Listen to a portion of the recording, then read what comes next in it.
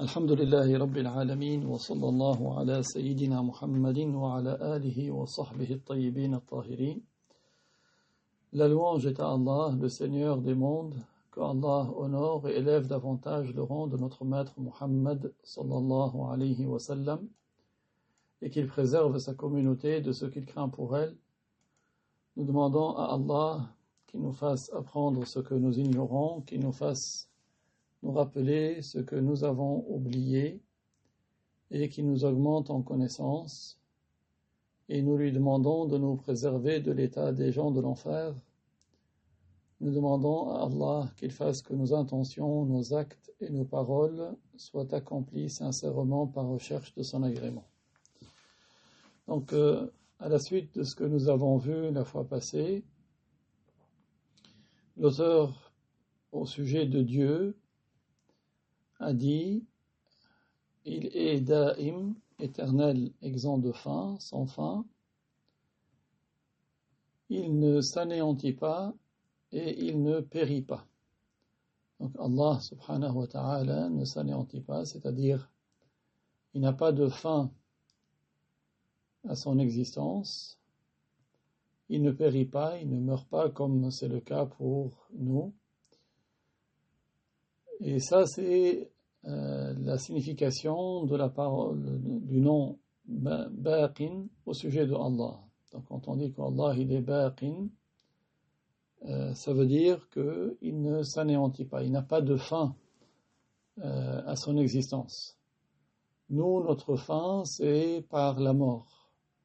Lorsque l'âme sort du corps, ceci est notre anéantissement, notre fin. Allah, lui, il ne lui arrive pas d'anéantissement. Il ne lui arrive pas de fin. Et il ne périt pas. Et parce qu'il est exempt de fin. Al-Qadim, celui qui est exempt de début, il ne lui advient pas d'anéantissement. Celui qui n'a pas de début à son existence, il ne change pas. L'anéantissement, c'est un changement. Donc, celui qui n'a pas de début à son existence, il est impossible qu'il ait une fin. Allah Ta'ala n'a pas de fin à son existence. Ensuite, l'auteur, que Dieu lui fasse miséricorde, a dit: n'a lieu que ce qu'il veut. C'est-à-dire que dans ce monde, ne se réalisera que ce que Dieu veut. Tout est par la volonté de Dieu. Tout est par la volonté de Dieu. Allah Ta'ala, sa volonté ne change pas. Comme nous avons dit, le changement, c'est un signe de l'entrée en existence. Le changement, c'est le signe de l'entrée en existence. Allah Ta'ala dit: yaf'alu ma yasha. Donc Allah Ta'ala dit il fait ce qu'il veut. Allah Ta'ala fait ce qu'il veut. Et dans ce qu'il veut, c'est-à-dire aussi bien des actes qui sont nos actes que nos êtres. Il n'y a pas une substance, aussi petite soit-elle, les mouvements, les immobilités, les idées qui traversent l'esprit et toute autre chose que Allah n'entre en existence que par la volonté de Allah et par son vouloir. Donc, tout ce qui entre en existence a lieu par la volonté de Allah. Il n'y a pas une seule chose qui entre en existence sans que ce soit par la volonté de Allah. Nous avons une volonté, mais notre volonté, elle est soumise à la volonté de Allah. Donc certains prétendent que l'être humain, il n'a pas de volonté. Ça, c'est faux, c'est une mécréance. Nous avons une volonté, mais nous ne sommes pas indépendants de la volonté de Dieu. Nous ne sommes pas indépendants de la volonté de Dieu. Si Allah n'avait pas eu de volonté, comment est-ce qu'il aurait spécifié autre que lui par l'existence au lieu de l'inexistence et par une caractéristique au lieu d'une autre. L'existence de ce monde est une preuve de l'existence d'un être qui a le pouvoir de spécifier, de caractériser. Il a caractérisé ce monde par l'existence au lieu de l'inexistence. Et c'est Allah. Donc le fait que Allah caractérise ce monde par l'existence au lieu de l'inexistence est une preuve qu'Allah a l'attribut de la volonté. Donc, si on revoit le commentaire, c'est-à-dire que les substances, aussi petites soient-elles, les mouvements, les immobilités, les idées qui traversent l'esprit, et toute autre chose qu'Allah, tout cela n'entre en existence que par la volonté de Allah et par son vouloir, qui est un attribut éternel, exempt de début et de fin, par lequel Allah caractérise ce qui est possible selon la raison par l'existence plutôt que l'inexistence, par une caractéristique plutôt qu'une autre, et par un temps plutôt qu'un autre. Et il n'y a donc pas de différence entre ce qui est du bien parmi les actes des esclaves et ce qui est du mal. Pourquoi ? Parce que le bien et le mal, tout cela entre dans la catégorie de ce qui est possible selon la raison. Donc le fait que la puissance de Allah et la volonté de Allah soient globales, c'est-à-dire qu'ils englobent absolument tout ce qui est possible selon la raison, cela est digne de l'éminence de Dieu. Parce que s'il se produisait dans ce monde qui appartient à Dieu quelque chose que Dieu ne voulait pas, ce serait un signe d'impuissance. Et l'impuissance est impossible au sujet de Allah. Si la volonté de Allah était spécifique aux actes de bien uniquement, cela entraînerait qu'il y aurait quelqu'un qui spécifierait la volonté de Allah par le fait d'être spécifique au bien, par le fait qu'elle ne peut pas agir sur le mal. Or, Allah est exempt d'avoir un être qui le spécifie par quoi que ce soit, car le bien et le mal sont équivalents dans leur possibilité. C'est-à-dire, du point de vue de la raison, le bien et le mal, tous deux, peuvent se produire. Donc, s'il y a un qui se produit aux dépens de l'autre, c'est qu'il y a eu un être qui a spécifié l'un qui s'est produit par rapport à l'autre. Et forcément, cet être a une volonté. Donc, la volonté qui est dans le sens du vouloir, ce n'est pas dans le sens de l'agrément. Par exemple, toi, quand tu parles, tu dis « Oui, je veux bien que tu me rajoutes un peu de café ». Ici, c'est dans le sens de « j'aimerais ». Et c'est dans le sens d'agréer. Ici, la volonté de Dieu, ce n'est pas dans le sens de l'agrément. Quand on dit Allah veut que le mal ait lieu, ça ne veut pas dire que Dieu, il agrée le mal. Mais ça veut dire que le mal, il n'a pas lieu en dehors de la volonté de Dieu, malgré la volonté de Dieu. La volonté qui signifie l'agrément, c'est comme par exemple dans le Coran, dans Surat Al-Baqarah, verset 185, يريد الله بكم اليسر ولا يريد بكم العسر. C'est-à-dire que Allah agrée pour vous la facilité parce qu'il n'a pas fait qu'il y ait de gêne dans la religion. Dans la religion, il n'y a pas de difficulté, il n'y a pas de gêne. Donc ici, yuridu, c'est encore al-irada, mais dans le sens de l'agrément et non pas dans le sens du vouloir. C'est pour cela qu'il faut faire la différence entre agréer et vouloir. Il faut faire la différence entre ordonner et vouloir. Par exemple, il se peut qu'Allah ordonne quelque chose et il ne veuille pas qu'elle ait lieu. Par exemple, comme pour Ismaïl, il a ordonné à Ibrahim de d'égorger son fils Ismaïl, mais il ne l'a pas voulu. Donc, il ne faut pas confondre le vouloir, la volonté et l'ordre. Il y a des choses qu'Allah ordonne et qu'il ne veut pas qu'elles se réalisent. Il y a des choses que Dieu n'ordonne pas et il a voulu qu'elles se réalisent. Donc, il faut faire la différence. Il ne faut pas confondre la volonté et l'ordre. l'ordre est différent de la volonté.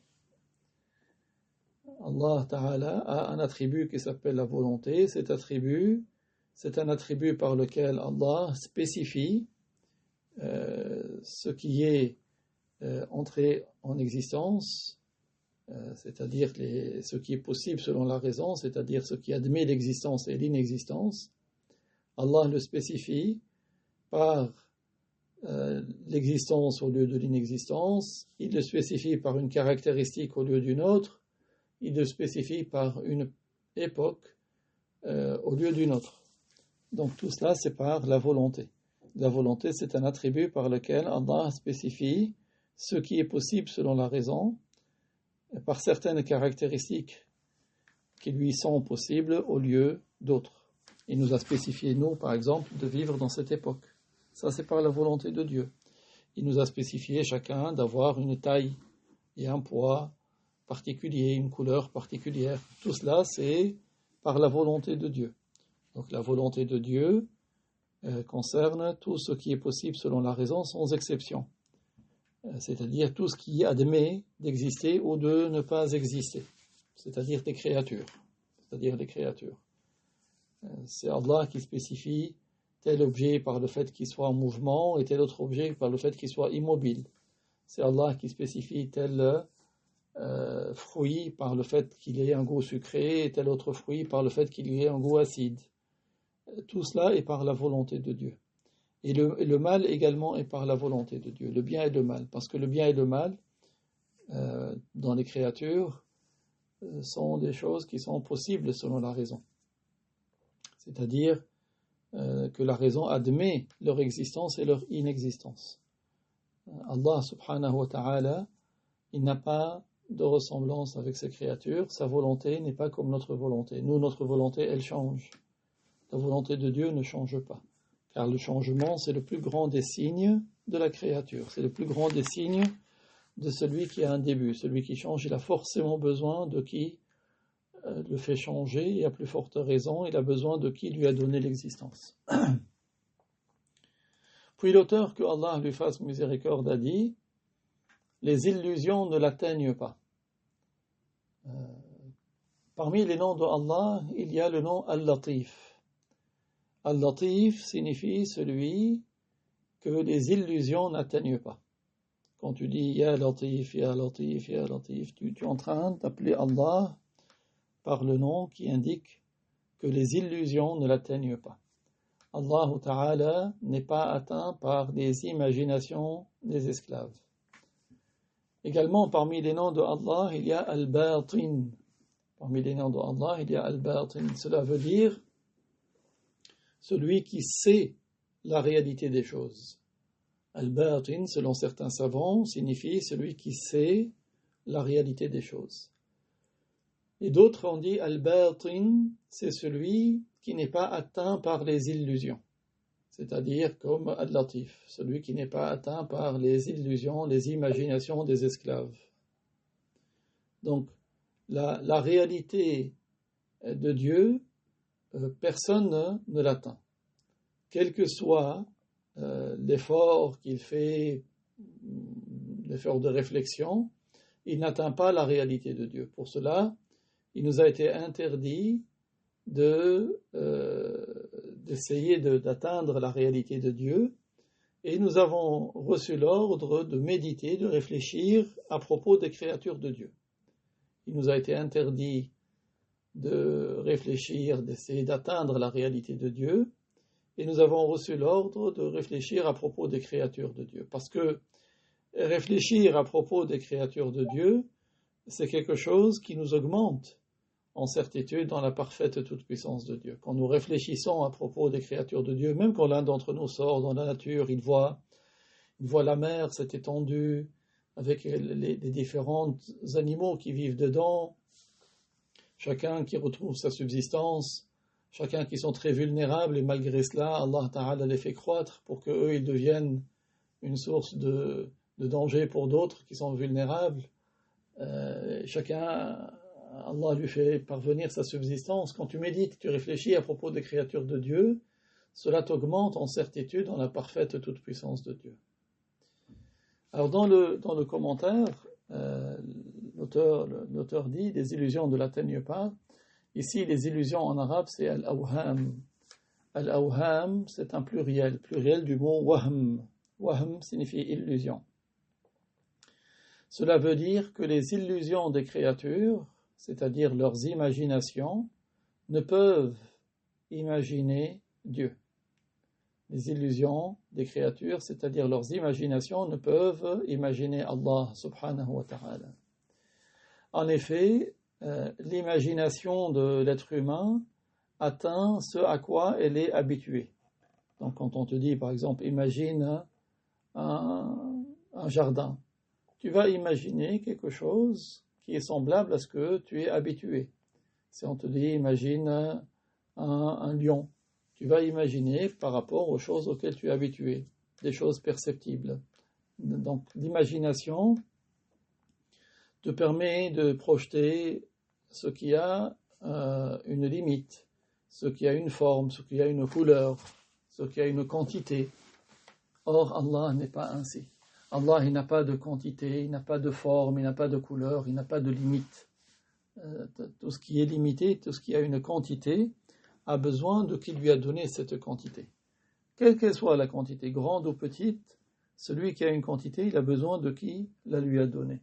Celui qui a une forme, il a besoin de qui lui a donné cette forme. Celui qui a une couleur, il a besoin de qui lui a donné cette couleur. Chacun d'entre nous a une limite, une forme, une couleur.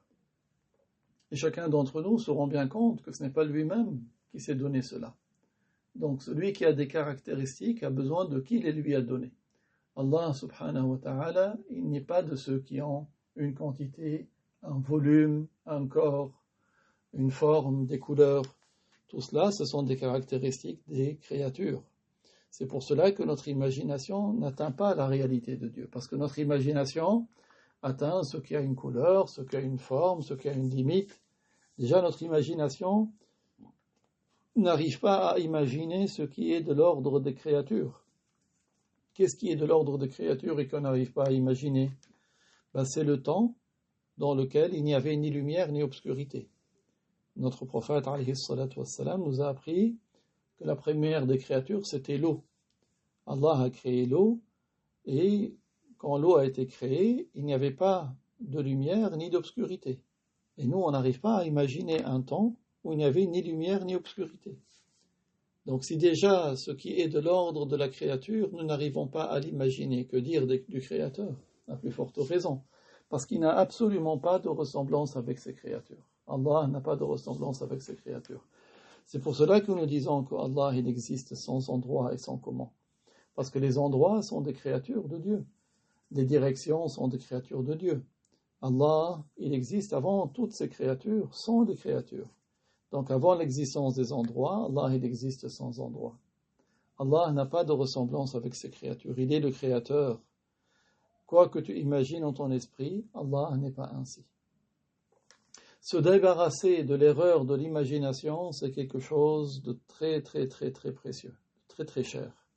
Il ne faut pas baser sa croyance sur l'imagination. La croyance se base sur ce que notre prophète, alayhi salatu wassalam, nous a dit. Et notre prophète nous a appris qu'Allah n'a pas de ressemblance avec ses créatures.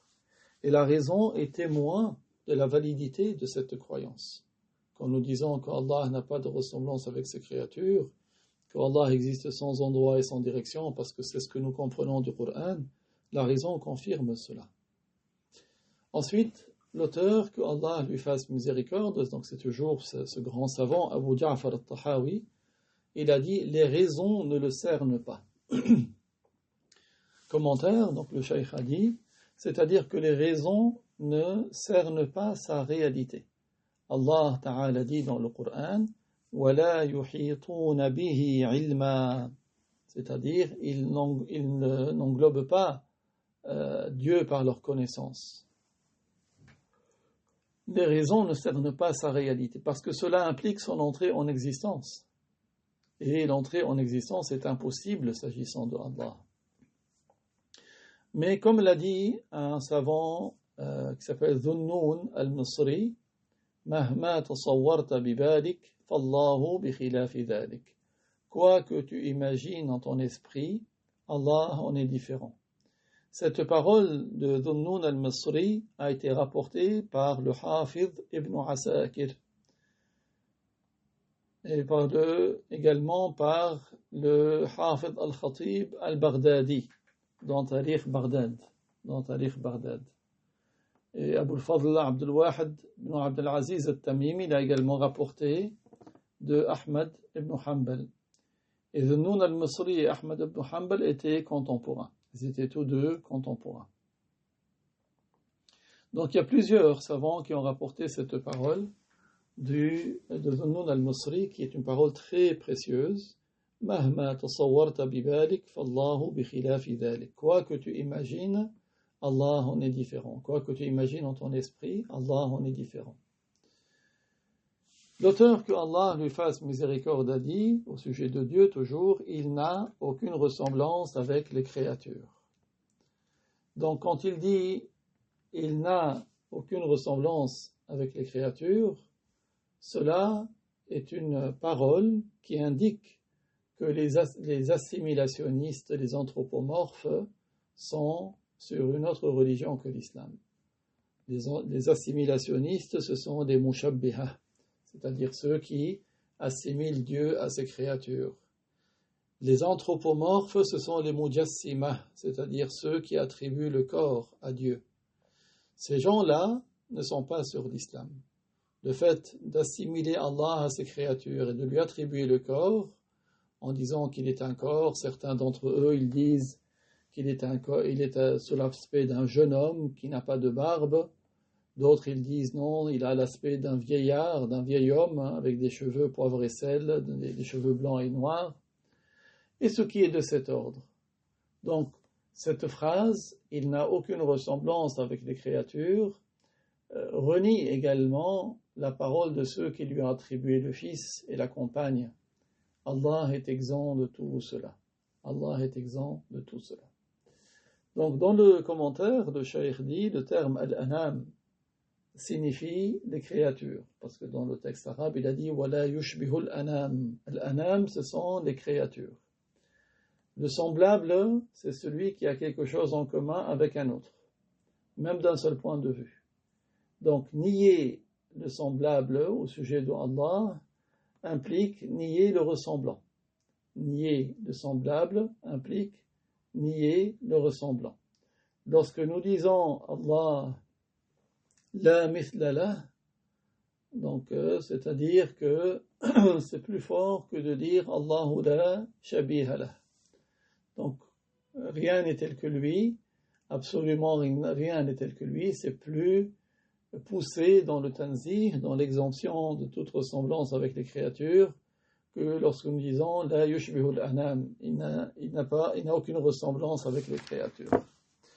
Alors la preuve textuelle que Dieu est totalement différent des choses qui entrent en existence, il est totalement différent des créatures, ce sont plusieurs versets, entre autres la parole de Allah Ta'ala, Laysa kamithlihi shay wa huwa as-sami'ul basir.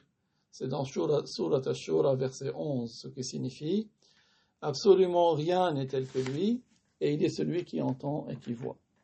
C'est le verset le plus explicite, la preuve la plus explicite qui est rapportée à partir des textes qui est dans le Coran, parce que ce verset nous fait comprendre l'exemption totale de toute ressemblance avec les créatures, parce que Allah tabaraka wa ta'ala, du point de vue donc grammatical de cette phrase, Laysa kamithlihi shay, il a mentionné le mot shay dans un contexte de négation, et la règle en arabe, c'est lorsque un mot qui est indéfini, qui est dans un contexte de négation, ça implique la globalité. Ça veut dire que vraiment rien, absolument rien n'est tel que Dieu. Allah tabaraka wa ta'ala a nié par cette phrase la ressemblance avec les corps et avec les substances et avec tout ce qui a un volume et tout ce qui est caractéristique des corps. Allah n'a absolument aucune ressemblance avec les corps et leurs caractéristiques.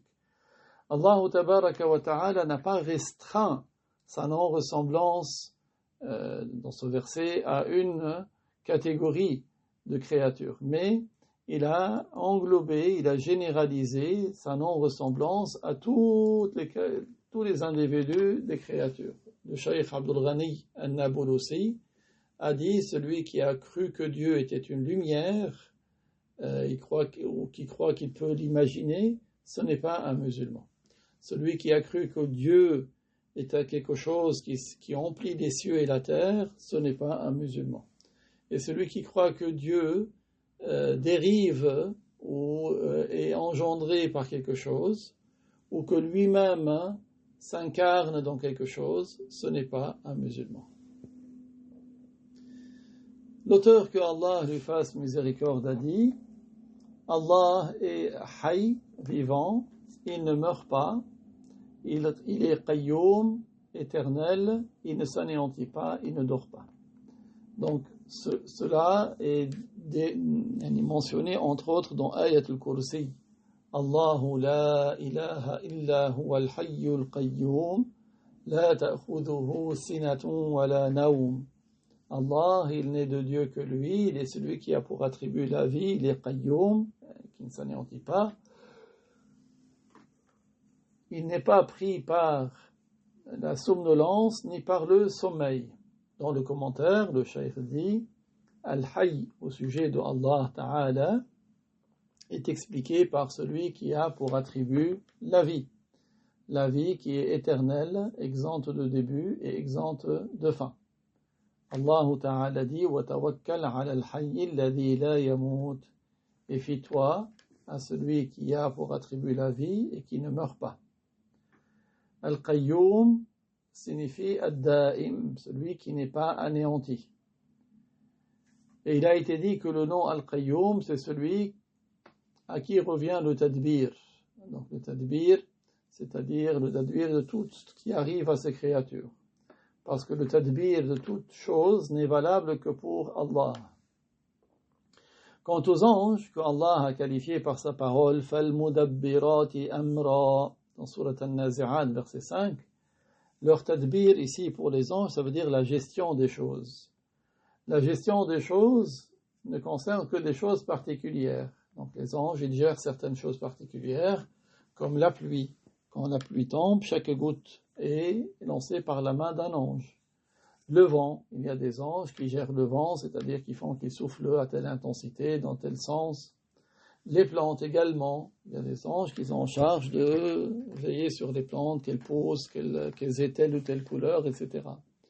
Et autre chose encore. Mais ce n'est pas toute chose, ce n'est pas la gestion de toute chose. Le tadbir de toute chose est réservé à Dieu. Le nom de Allah Al-Qayyum signifie ce sens-là. L'emploi du nom Al-Qayyum n'est permis que pour désigner Allah. On ne dit pas d'autre que Allah, il est Qayyum. Il y a des noms de Allah qu'on peut employer pour autre que lui, et il y a des noms qu'on ne peut employer qu'à son sujet à lui. Donc Al-Qayyum fait partie des noms qu'on peut donner à autre que lui.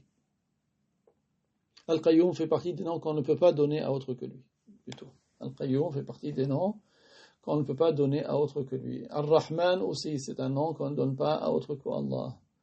Donc il y a des noms qui sont réservés à Allah, qu'on ne donne pas à autre que Allah. Alors, ici, le cheikh, il profite pour mettre en garde contre un groupe qui se prétend soufi et qu'on appelle le Shadili Yashruti. D'accord? Donc, Shadili Yashruti, c'est un groupe qui se prétend soufi, mais en réalité, ils ne sont pas de vrais soufis. Ils prétendent que Al-Qayyum signifie celui qui est présent en nous.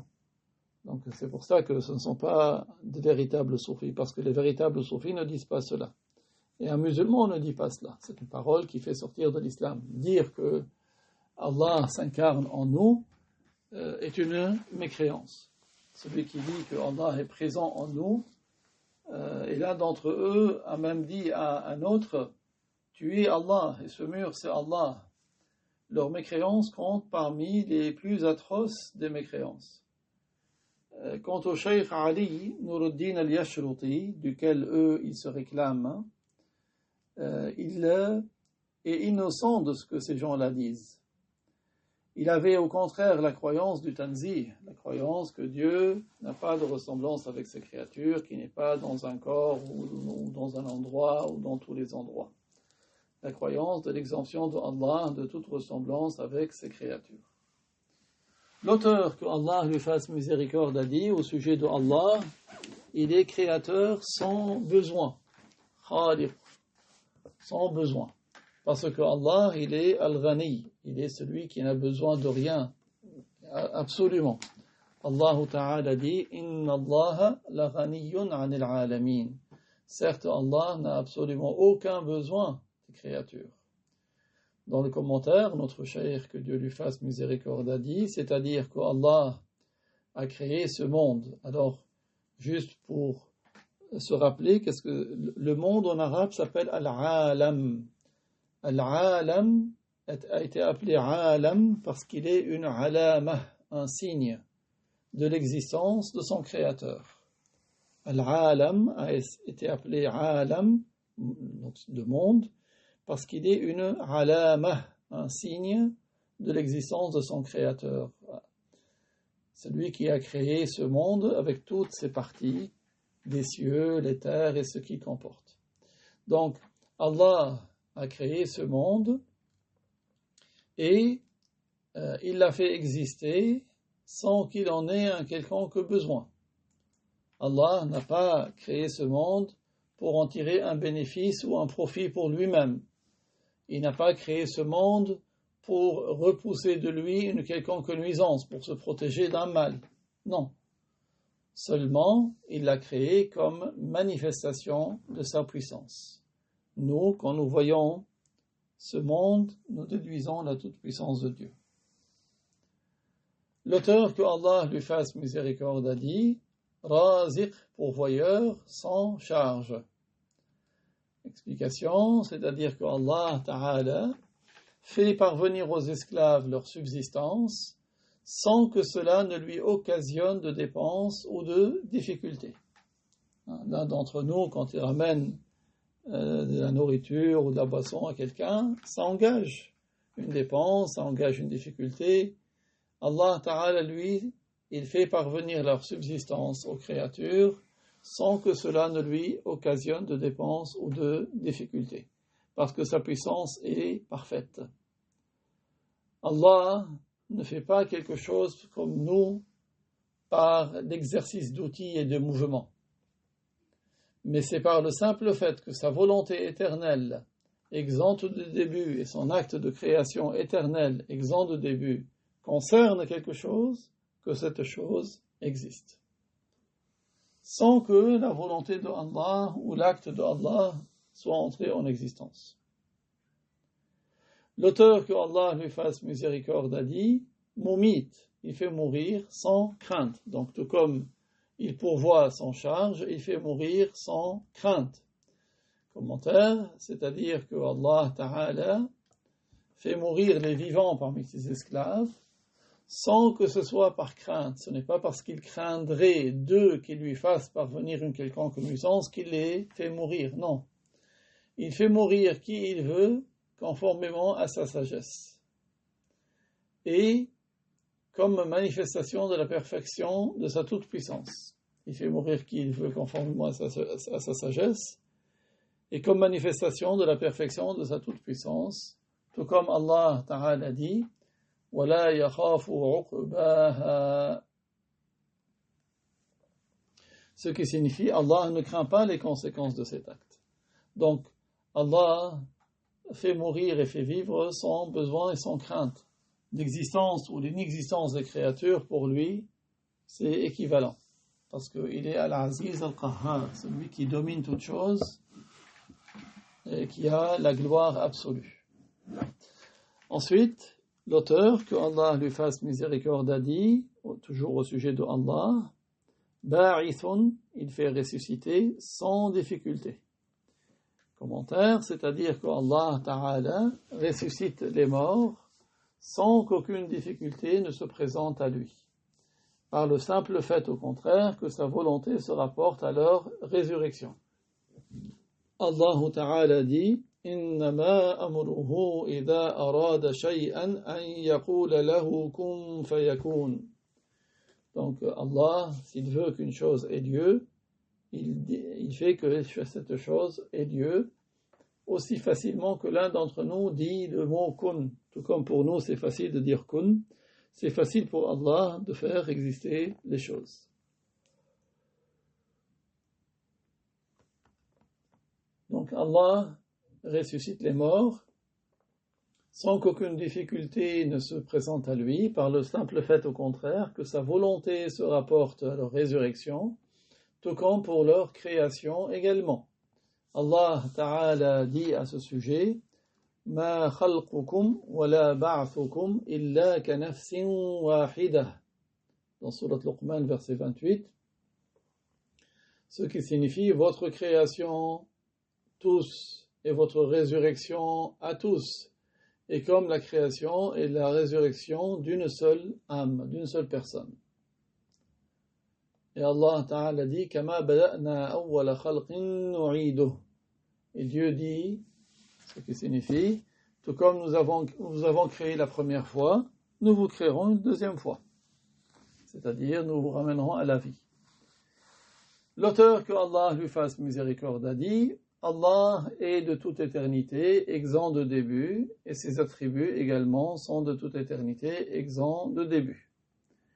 Avant l'existence de ces créatures. C'est-à-dire qu'Allah, il avait ses attributs avant de créer ces créatures.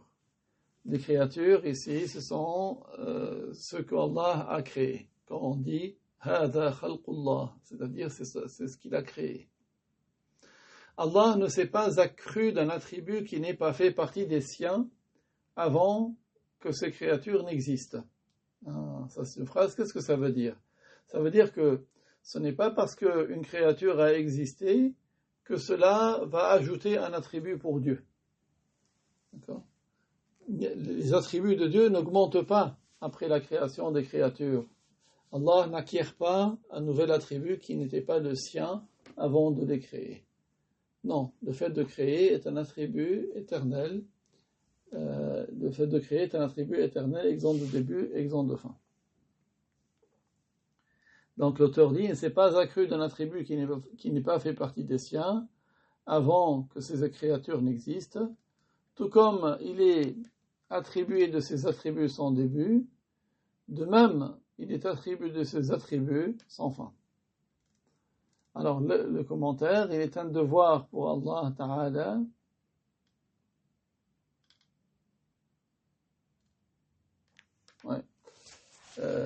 qu'il existe de toute éternité. Et c'est une obligation s'agissant de Allah, c'est une obligation selon la loi et selon la raison. C'est-à-dire que s'il n'était pas sans début, il serait entré en existence. Or, s'il entrait en existence, il aurait besoin de qui le fait entrer en existence. Et ceci est une contradiction avec la divinité.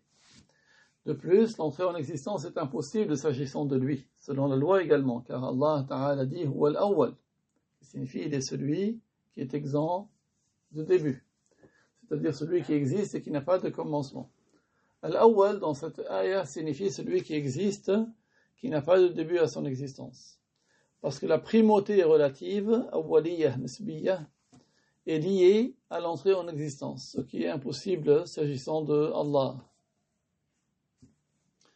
Il n'y a donc aucun sens de primauté s'agissant de Allah, si ce n'est la primauté absolue, awwaliyah mutlaqa. Qu'est-ce que ça veut dire? L'exemption de début est également obligatoire pour les attributs de Dieu, car si ces attributs n'étaient pas de toute éternité, si ces attributs étaient contingents, ceci entraînerait l'obligation de l'entrée en existence de son être. Or, le changement d'état de l'être est la plus grande preuve de son entrée en existence.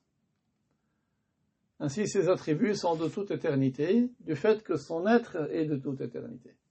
Du fait que l'être de Dieu est de toute éternité, alors forcément ces attributs sont de toute éternité.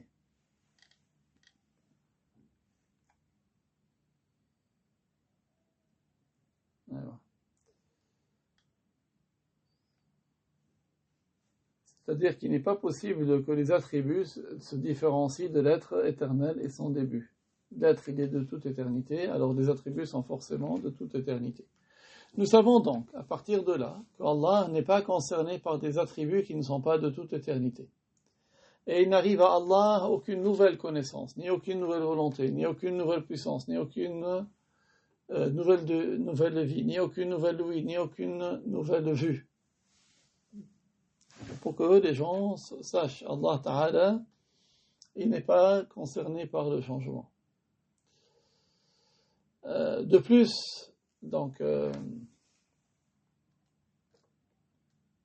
une partie des savants ont divergé au sujet des attributs pour lesquels l'exemption de début est obligatoire. Alors, parmi eux, il y a ceux qui ont dit que ce sont des attributs éternels sans début, c'est-à-dire des attributs de l'être. Des attributs de l'être. Selon cela, donc, les attributs des actes sont entrés en existence, car ils ne sont pas propres à l'être, mais ne sont que des manifestations de la toute-puissance qui, elle, est éternelle. Ceux-là sont les Ash'arites, c'est-à-dire le groupe qui se réclame de l'imam Abul Hassan al-Ash'ari, que Allah l'agrée, mais ce n'est pas là l'avis de la totalité des Ash'arites. Ce fut l'avis de certains d'entre eux, l'avis des plupart des derniers Ash'arites. Quant au premier d'entre eux, beaucoup disaient que les attributs des actes sont de toute éternité également. C'est quoi les attributs des actes? C'est par exemple le fait de donner la mort, le fait de donner la vie, le fait de donner la bonne santé, le fait de donner la maladie. Donc tout ça, ce sont des attributs des actes. Donc certains, ils ont dit que ces attributs des actes sont de toute éternité.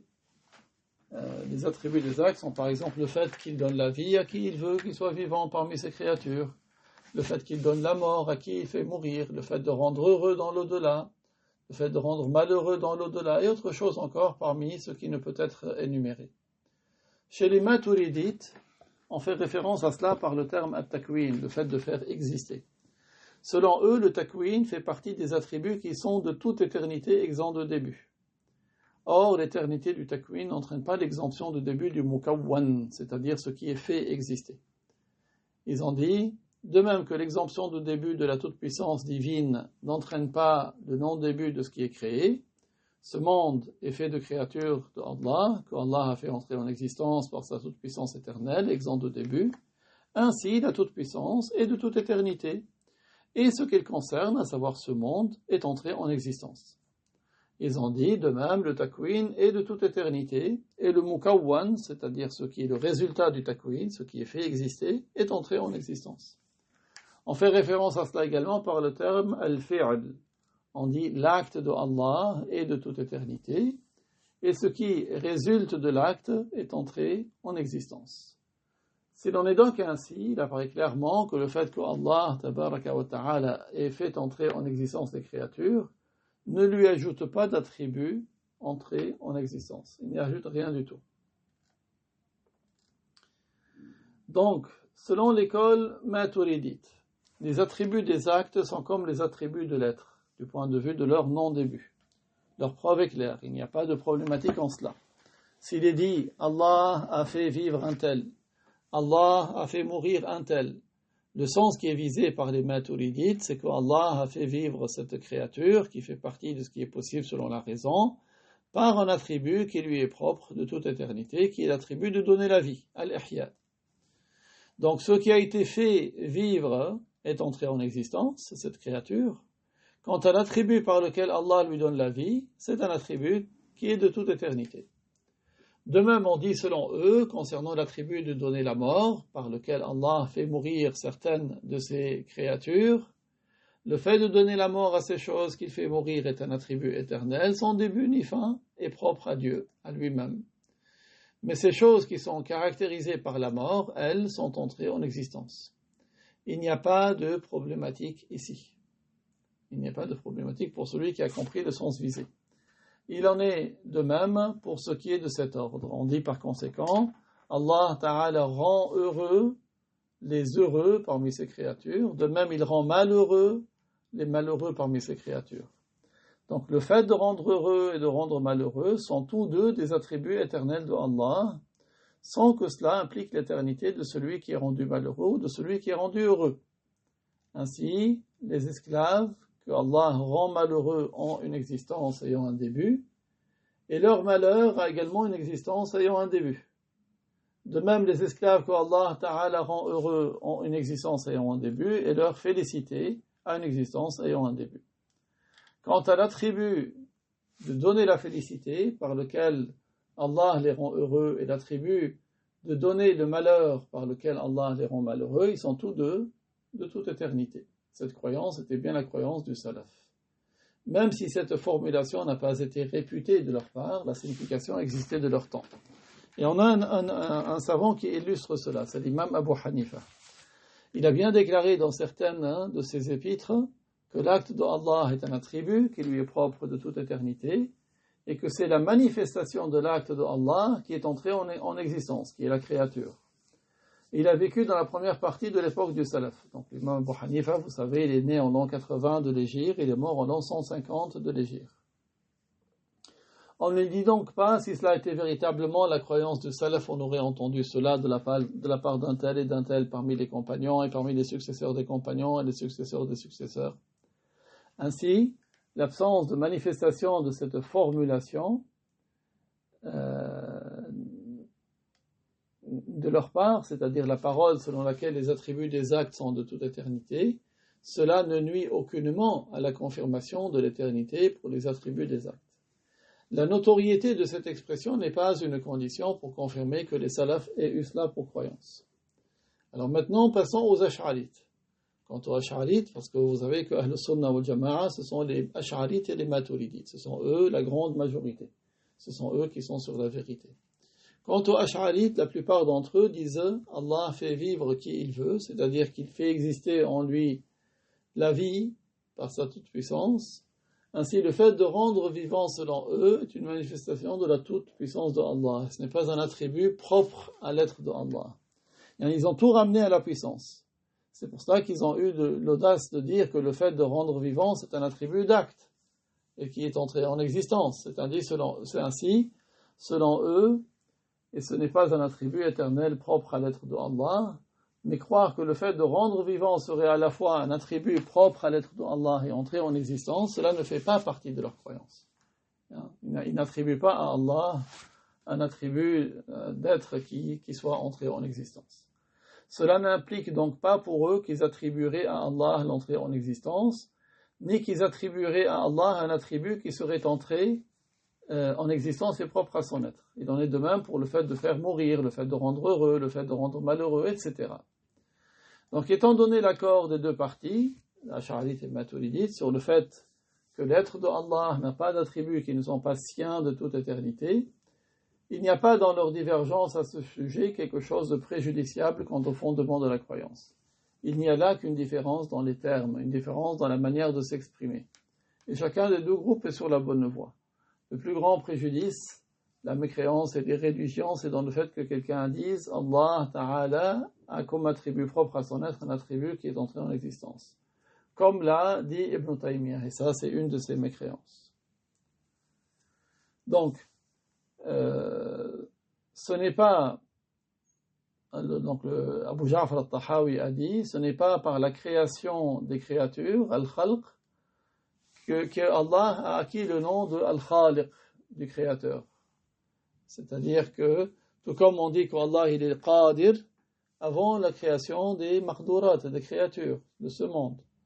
Également, il est valable de l'appeler Khaliq, créateur, avant même l'existence des créatures. Donc ce n'est pas après la création des créatures, Al-Khalq, qu'il a acquis le nom de Al-Khaliq, le créateur, ni en donnant le début à la création qu'il a acquis le nom Al-Bari, le créateur. Ce n'est pas parce qu'il a créé qu'il a acquis le nom de Al-Bari. Donc Al-Khaliq et Al-Bari ont le même sens, les deux ont le même sens, c'est-à-dire le créateur. Dans le commentaire, le Cheikh a dit il n'advient pas à Allah subhanahu wa ta'ala de nouvel attribut par le fait qu'il fait exister la création. La création, ici, ce sont des choses qui entrent en existence. On l'emploie aussi au sujet de l'être humain. Quand Allah dit à propos des mécréants, dans Surat Al-Bayyinah, verset 6, « Ulaika hum sharrul bariyah » ce sont les pires des créatures. dans le sens le plus général. On comprend de là que les insectes, les animaux, valent mieux que ceux qui mécroient en Dieu. Pourquoi? Parce que les insectes et les animaux ne sont pas responsables pour désobéir à leur Seigneur. Quant à ceux qui mécroient en Dieu, ils sont responsables de leurs actes. Ils ont désobéi à leur Seigneur. C'est pour cela qu'ils sont devenus les pires des créatures. Allah tabaraka wa ta'ala est créateur. Il est le créateur avant même l'existence des créatures. Il est bari avant l'existence d'Al-Bariyah. Tout comme il est qadir avant l'existence d'Al-Maqdurat, c'est-à-dire avant l'existence de ce monde. Donc c'est pour cela qu'il est très très important de bien réviser ces sujets. Ce sont des sujets qui sont très sensibles, hein, bien sûr. Là, nous sommes en train juste de faire une première explication, mais Inch'Allah, bien sûr, nous allons au fur et à mesure détailler. Mais en tout cas, ça c'est vraiment juste pour une première explication, pour au moins que vous entendiez ces belles paroles de Tawhid. Comme on a dit, hein, c'est la science la plus honorable, cette science, parce qu'elle concerne notre Créateur.